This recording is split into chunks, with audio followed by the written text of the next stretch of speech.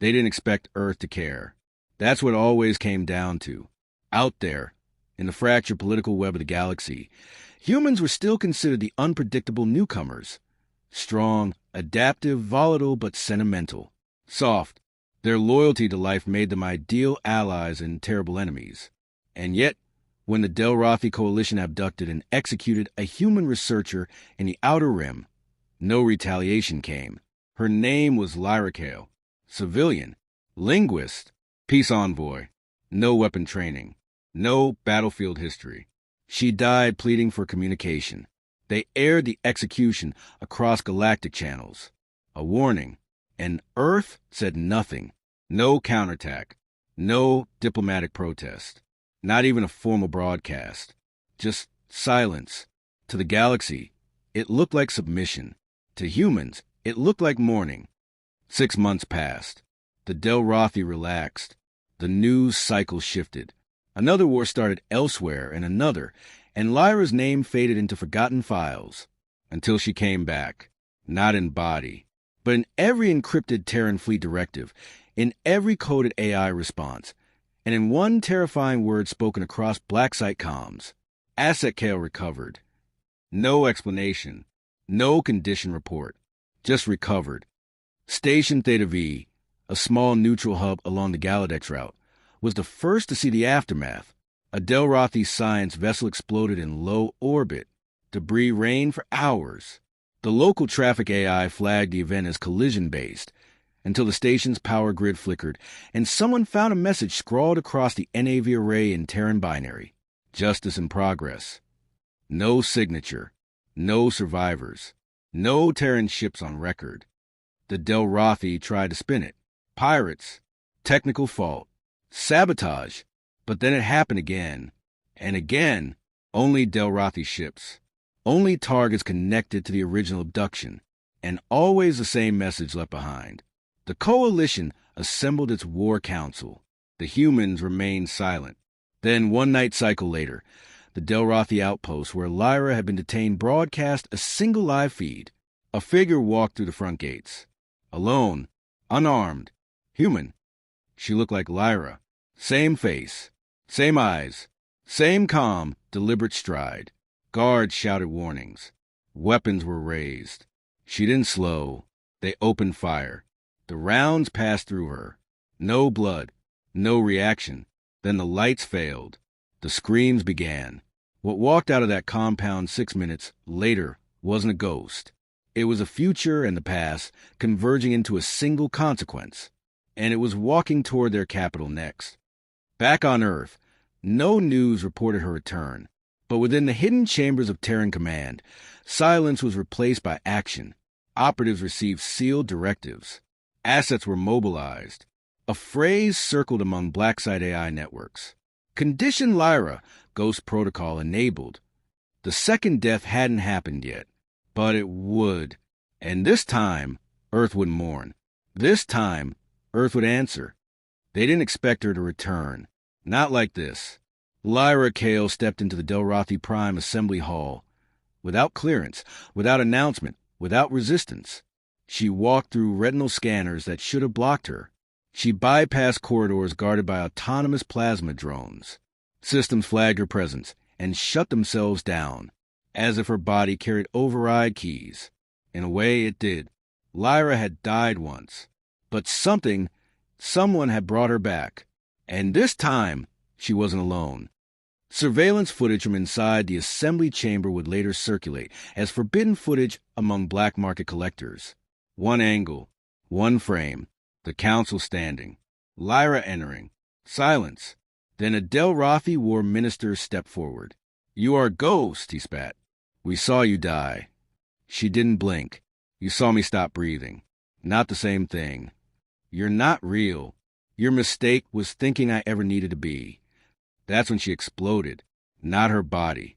Her presence. Every AI inside the chamber crashed. Firewalls melted. Translation systems spat out corrupted languages. Half the council fell to their knees, clutching their heads, not in pain, but in overload. A single Terran frequency had pulsed through the entire building, and Lyra was the source. She didn't walk out. She vanished. like a shadow breaking off light. 3 minutes later, the assembly hall detonated from within. Not an explosion, not chemical, a collapse, as if the building's structure lost the will to stand. Galactic channels erupted.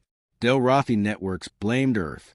Earth released no statement, no denial, no claim, just a redacted image of Lyra's old research badge, posted on an encrypted military site with a single Terran phrase under it. We tried peace.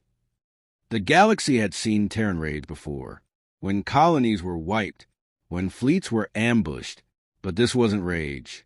This was strategy. Cold, precise, unstoppable, because Earth wasn't sending fleets this time. They were sending one name. On the edge of Delrathi-controlled space, Station Kariv. For receive the transmission, prepare for asset retrieval. They assumed it was human command trying to extract something. They didn't realize it meant her. Lyra walked in, wearing her same burned coat from the day of her death. Same bloodstains, same expression. The guards didn't fight. They bowed. They had watched the assembly hall collapse. They had heard the rumors. And in every whisper, she wasn't called Lyra anymore. They called her Echo Flame, because wherever she passed, the systems remembered her. Then came the second death. Not hers. Earth's final warning. Lyra entered an ancient Delrathi archive vault, the very one where her original body had been burned after interrogation.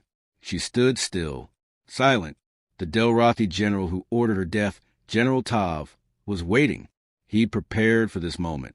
He brought weapons built to shatter Terran armor. He wore tech-proof armor suits. He was ready for a soldier, not a consequence. She didn't fight. She just looked at him and said, "This is your second chance." Then she turned and walked away. Tav, insulted, ordered her shot in the back. She fell. Systems recorded vitals flatlining. Her body cooling. Heart stopped. Again. For 2 whole minutes, Earth did nothing. Then a message went out to every ship in orbit around the Delrathi homeworld.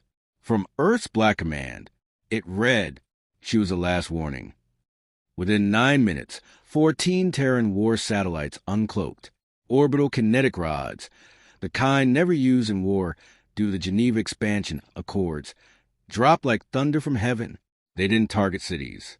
They hit comms towers, spaceports, AI command centers. Not mass murder, mass decapitation. And in the sky above Delrathi Prime, a Terran AI took over their global broadcast network. It played a single video. Lyra's face, alive again, eyes glowing. Her voice, calm as ever. You ended me twice. The first time, Earth let it go. This time, Earth sent me back. The signal cut. Delrathi panic spread like wildfire. This wasn't a war. It was a sentence, and it had just begun. She had died again. No implants. No cloaking field. No escape trick. Lyra Cale's body was confirmed dead by both Delrathi med scanners and Earth's own biometric satellites. 2 deaths. Same person. Same silence from Earth. But not for long. Exactly 24 hours after a second confirmed death, a Terran archive node reactivated in deep space, one not listed in any official fleet registry. It broadcast only once. Echo Flame protocol complete. Phase 2, imprint dissemination. No explanation. No origin trace. But every AI in the Delrathi grid began failing, one by one, then in clusters, then total collapse. Something had gotten in. Not a virus. Not malware. Something human. Earth still hadn't sent a fleet, but the result was the same. Delrathi ships couldn't launch. Communication scrambled into Terran scripture. Defense grids shut down, then locked open. Civilian transports couldn't leave orbit. They weren't being bombed. They were being isolated. In a secret emergency session of the Galactic Accord Council, multiple species demanded Earth explain itself. The Terran ambassador arrived late, alone, wearing Lyra Cale's original mission patch on his uniform. They erupted in protest. You allowed a ghost to start a war. She wasn't a soldier. You weaponized a memory. He waited for them to fall quiet, then said, "You never understood Earth. You thought we fight with ships and bombs. We don't. We fight with stories. And you gave us the best one in centuries. Every attempt to retaliate failed, because Lyra's consciousness, or what Earth had rebuilt of it, had already embedded itself in everything digital that Delrothi owned. Not AI, not sentient, just present, like the echo of a scream you thought you'd forgotten, now playing back every time you tried to sleep. She wasn't haunting them. She was teaching them what it meant to kill a Terran envoy. Twice. Back on Earth, Lyra's image now stood carved in obsidian at the Terran Union's Hall of Voices. But not as a martyr, not even as a victim. Her statue held a mirror, facing outward, because her return hadn't been resurrection. It had been reflection of who they were, what they were willing to become, and who they would never forgive again. And then, the final nail, Delrothi High Command sent a full unconditional surrender notice. To Earth? No, to the Lyra Archive. Because the humans had never sent an army. They'd sent a memory. One strong enough to burn ships, corrupt AI, and shatter empires. They'd killed her once. Earth let that slide. They killed her again. And Earth rewrote the rules. Now, every species in the galaxy understands a new line of law, unwritten, but universally obeyed. Never kill a Terran diplomat. Not even once. Not even by accident. Because Earth keeps receipts. And sometimes, it sends them back with fire in their eyes.